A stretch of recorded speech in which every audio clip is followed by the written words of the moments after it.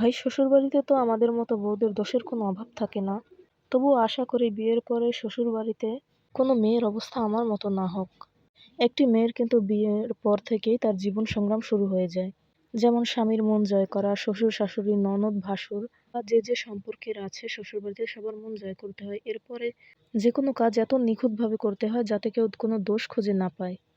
সব মেয়েরাই আমরা চেষ্টা করি যাতে আমাদের কোনো দোষ খুঁজে না পাওয়া যায়, কিন্তু কোনোভাবেই সেই দোষটা এড়ানো যায় না। কোনো না কোনো দোষ পাবেই তারা। যেমন আমি ছোট থেকে বড় হয়েছি শহরে, গ্রামের বাড়ি বা এখানকার পরিবেশ নিয়ে এতটা ধারণা ছিল না।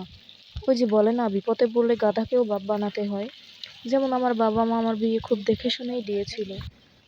বিশেষ করে আমার শ্বশুর বাড়ির পাশেই দূর সম্পর্কের এক আত্মীয় থাকে।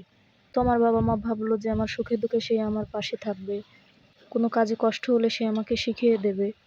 কিন্তু সেই আত্মীয় দিনের বেলা 10 বার আমার কাজে দোষ ধরবে, ভুল ধরবে। আরে ভাই, আমাকে যদি শিখিয়েও দেয় তাহলেই তো আমার শিখতে একটু সময় লাগবে, তাই না? কিন্তু তা হবে না।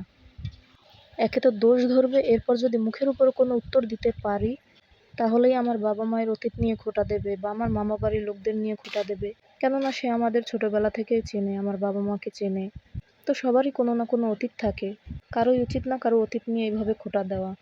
তো শ্বশুরবাড়ির টর্চার তো সবাই শুনেছেনই, কিন্তু এইভাবে নিজের আত্মীয় যদি পাশে থেকে বা আপনার শ্বশুরবাড়িতে আপনাকে এভাবে খোঁটা দেয় বা জ্বালাতন করে তাহলে আপনার কেমন লাগবে?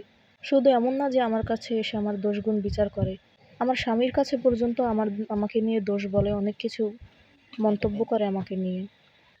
তো কার কার শ্বশুরবাড়িতে আমার মতো এত সুন্দর আত্মীয় আছে আমাকে কমেন্টে অবশ্যই জানাবেন। আর ভিডিওটি ভালো লাগলে একটি লাইক অবশ্যই করবেন। লাইক করলে ভিডিও বানাতে উৎসাহিত হই, খুব ভালো লাগে ভিডিও বানাতে। আর যদি আমার চ্যানেলটিকে সাবস্ক্রাইব করে না থাকেন প্লিজ সাবস্ক্রাইব করে দিবেন। আর যদি কেউ কোনো বিশেষ রেসিপি চান অবশ্যই আমাকে কমেন্টে বলতে পারেন, আমি চেষ্টা করব সেরকম ভিডিও বানানোর। আর যিনি রান্না করছেন ইনি হলেন আমার নানি, খুব ভালো রেসিপি শেয়ার করেন। তাই আপনারা বলতে পারেন আপনাদের কার কোন রেসিপি লাগবে, আমাকে কমেন্টে জানাতে পারেন।